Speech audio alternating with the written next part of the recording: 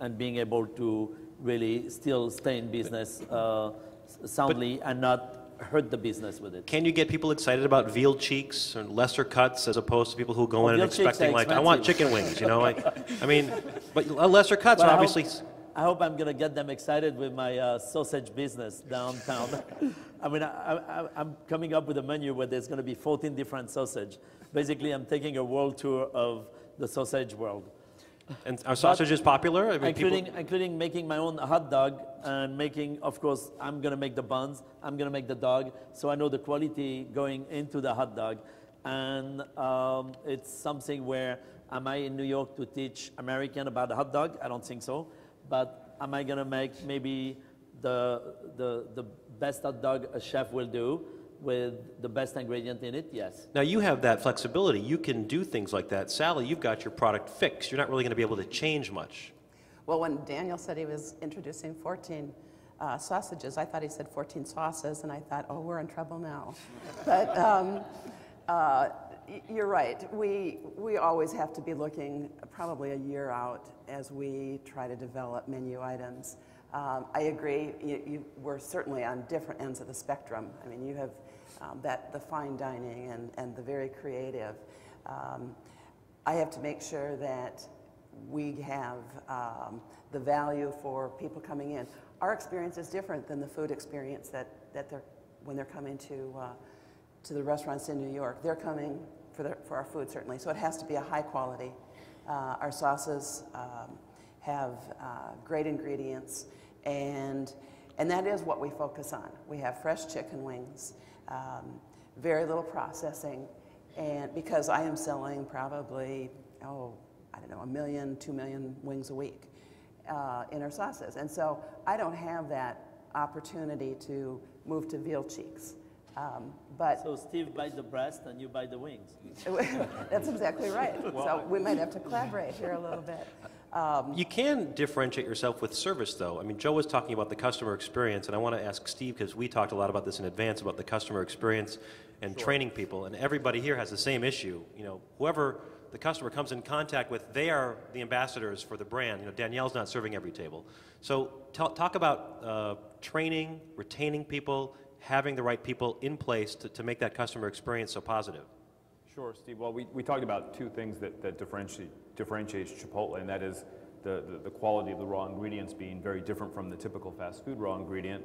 Additionally, the kind of service that you provide, I think, is what really makes or breaks the experience, and especially in times when customers are sensitive about prices. So sort of there's a heightened awareness that everything needs to be absolutely perfect.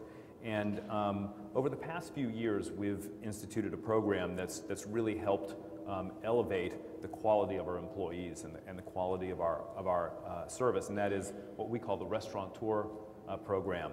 And Monty and I go around and interview our very best managers who have been put up as candidates for this program, and they have to not only demonstrate that they run a beautiful restaurant with great tasting food and a lively atmosphere and an energetic, bright, talented crew, but that they also are dedicated to providing the future leaders of our organization. And what they're doing is they're going out and finding crew members who have the potential to be a manager someday, and they're giving them all the skills necessary.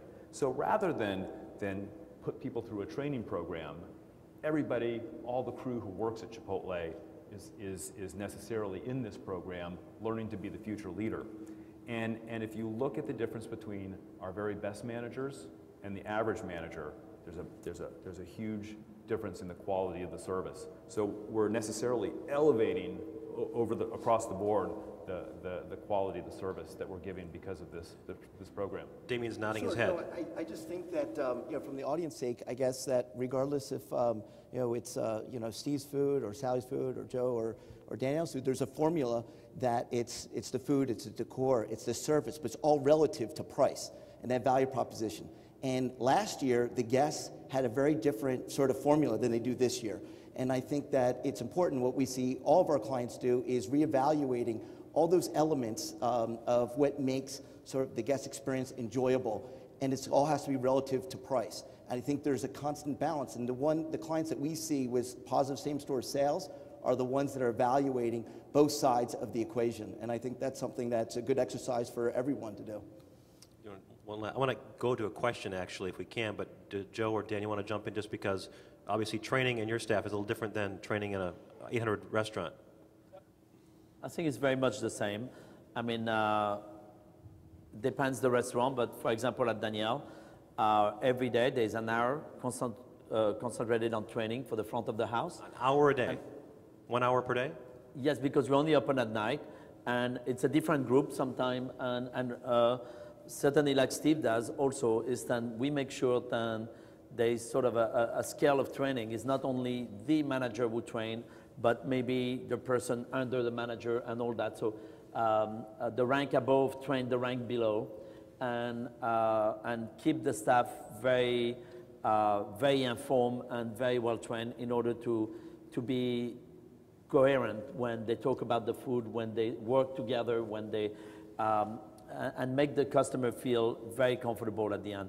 The experience of service, I think we all believe that it's as important as the food. And what are your metrics? How do you measure that? How do you measure if it's working? Well, because we keep track of the training.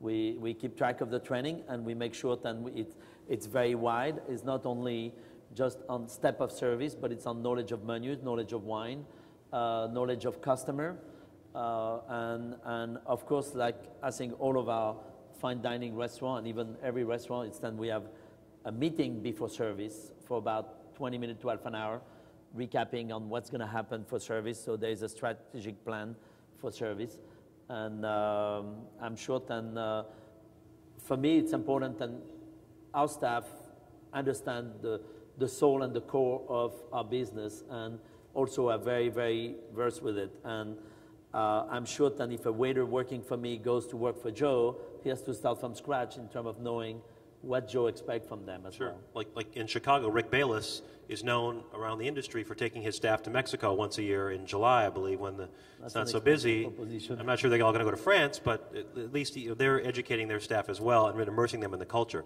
So I want to ask if we could just pull up our first question that was sent in over the last couple of weeks via either Facebook or Twitter. There we go. In this economy, it's not that people have stopped going out, it's just that they spend money differently. What tips can you offer for increasing check averages? Anybody?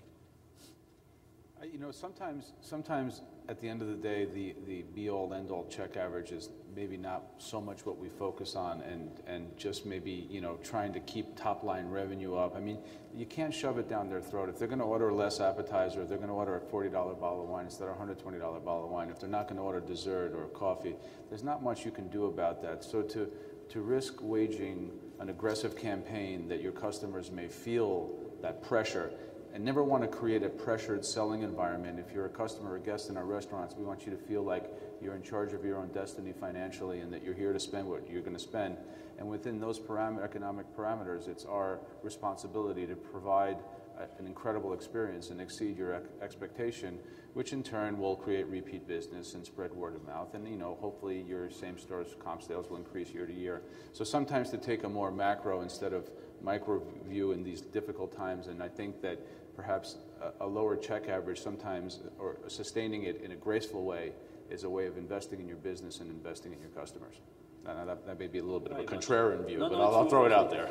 But I want to go back to Avero and how, without putting the pressure on the customer, is putting the pressure on the staff by making sure that they're equal to the average, and making sure that at least there is not one or two waiters lacking sales totally compared to other, which are doing totally naturally and keep the customer very happy and all that. And I think with Damian, for example, I'm using Avero, and it gives us report on individuals, individual waiter, and we see their performance, and we post that on the wall every week. We see the average of who has done what, so they can look among each other and say, oh, well, this one is doing well, and everybody's happy, and customer love him, and is not pushing it, is just doing it naturally.